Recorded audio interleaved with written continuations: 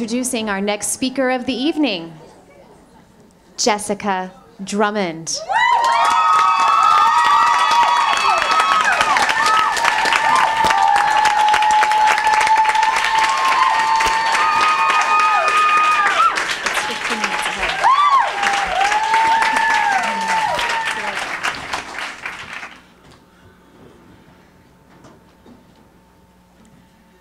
How did you learn about puberty?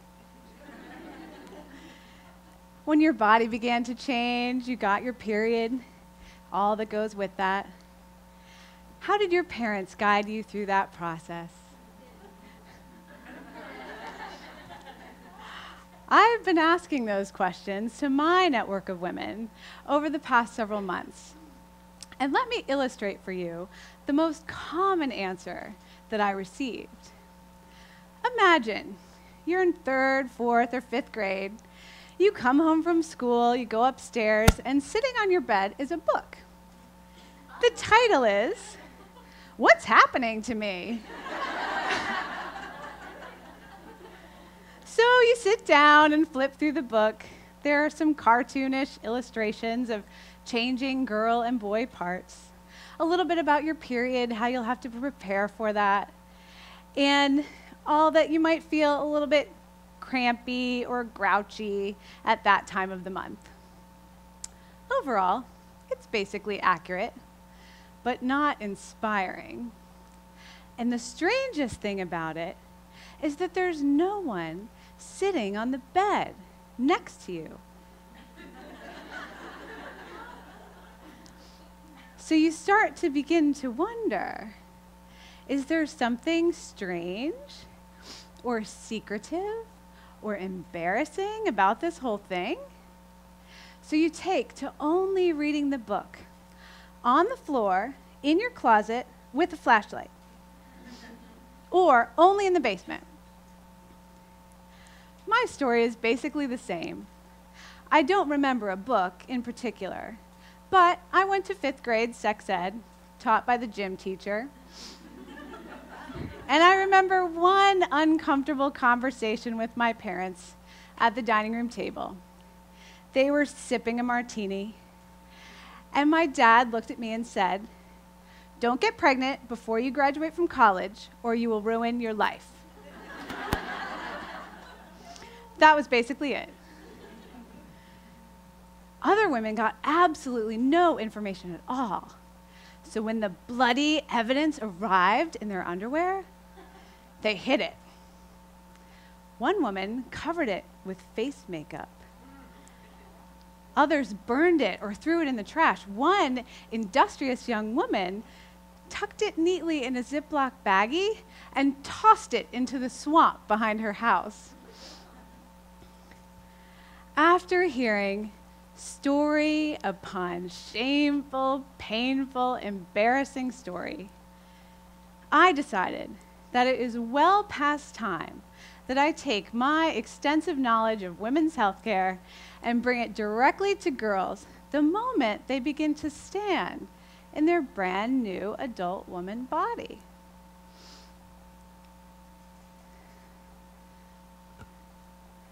Years ago, I was charged with writing a textbook chapter on female adolescent health for a physical therapy textbook. And even then, the only time I was allowed to give girls any information about their changing bodies was if they were in pain, injured, pregnant, or having breastfeeding challenges. Isn't that a little too late? Years later, when my oldest daughter was about 5, my friend Lisa and I were walking in the park in Houston. And she also has a daughter the same age, and our girls were in an all-girls school. And I was talking with her about my practice and how it was evolving as I was learning some new integrative skills, very simple and effective things like nutrition, mindfulness, meditation, and the effective power of a good night's sleep. And I wondered out loud, how amazing would it be if instead of waiting until girls and women showed up in my office pregnant or with birth injuries or pelvic pain or hormonal imbalances or incontinence, we taught them all of this knowledge that we have about their bodies and the tools to take care of it right now. So, if you remember just one thing from my talk tonight, please remember this. Puberty is an opportunity. It's an opportunity for us to give girls a lot of more information and understanding about their bodies. An opportunity for us to give them the tools that they need to take care of their bodies. We can't expect them to figure it all out on their own, on the floor, in the closet.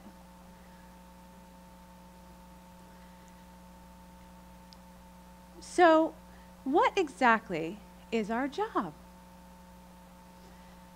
First of all, whether or not you have daughters of your own, you are our girls' first examples.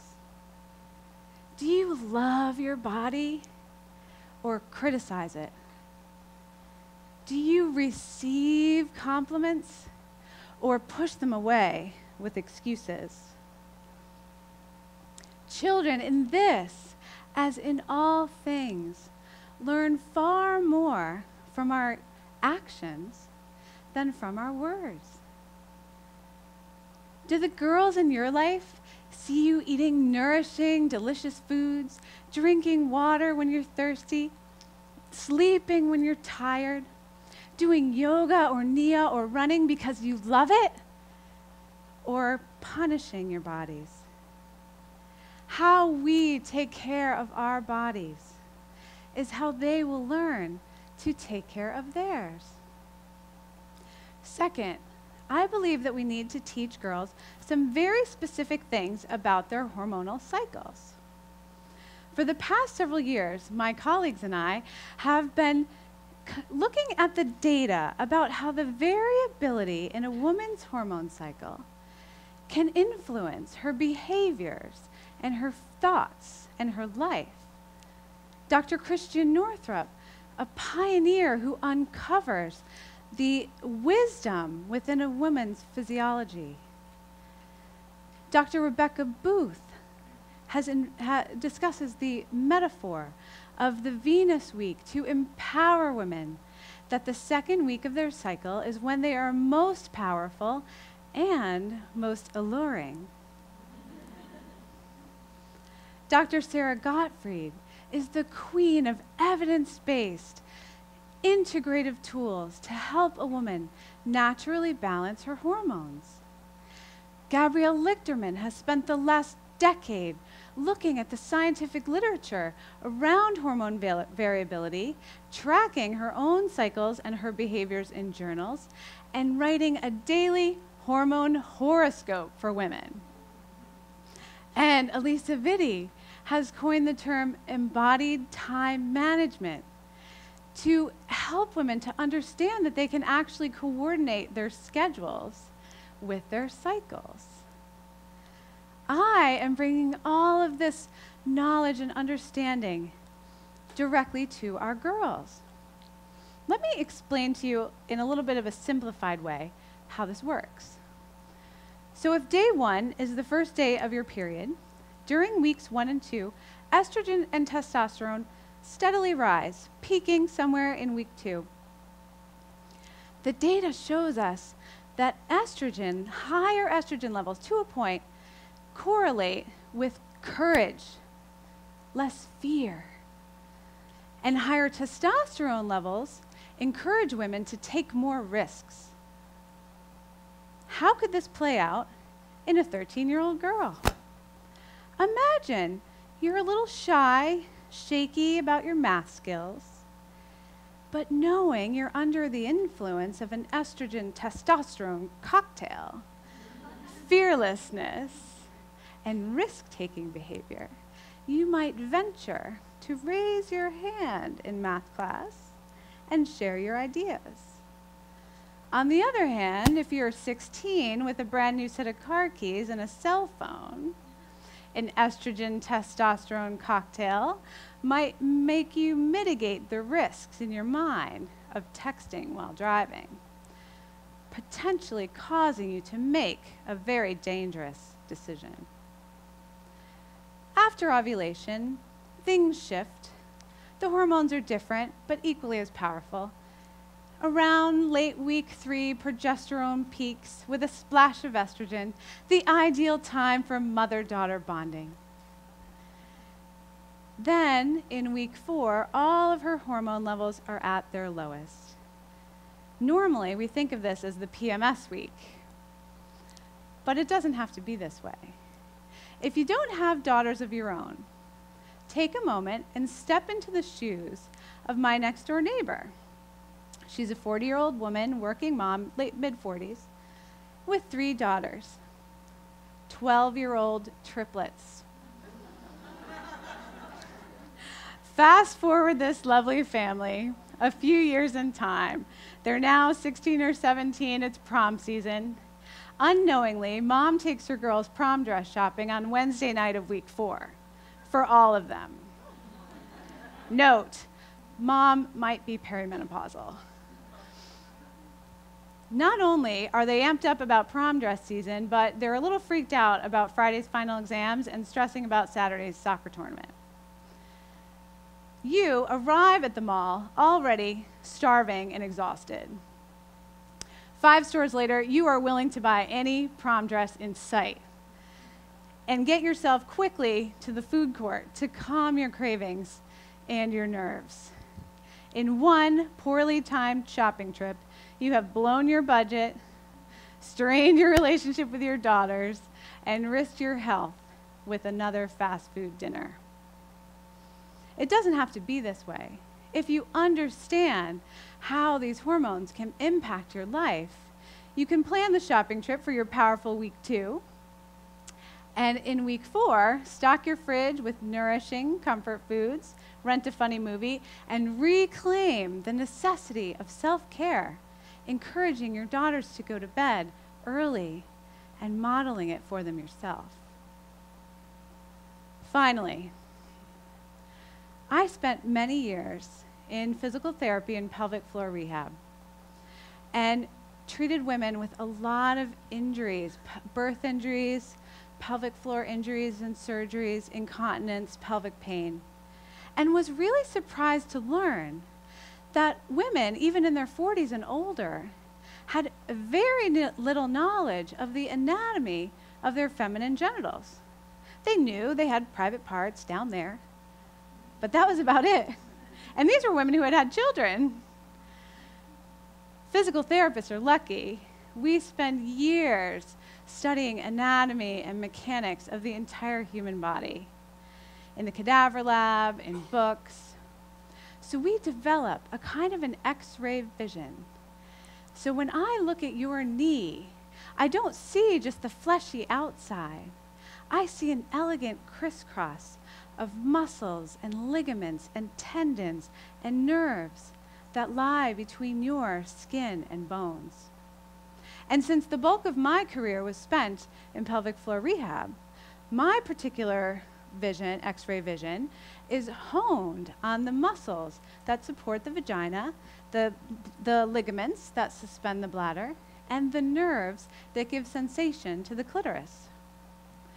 I see my body as an elegantly, amazingly designed creation, designed by God.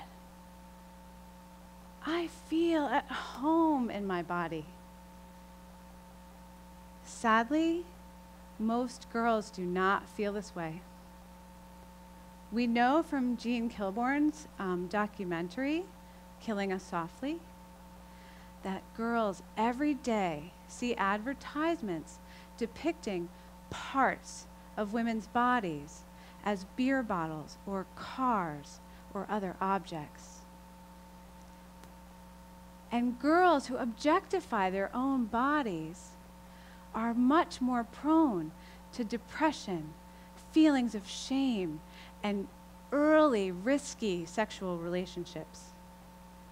I believe that most girls do not feel at home in their bodies.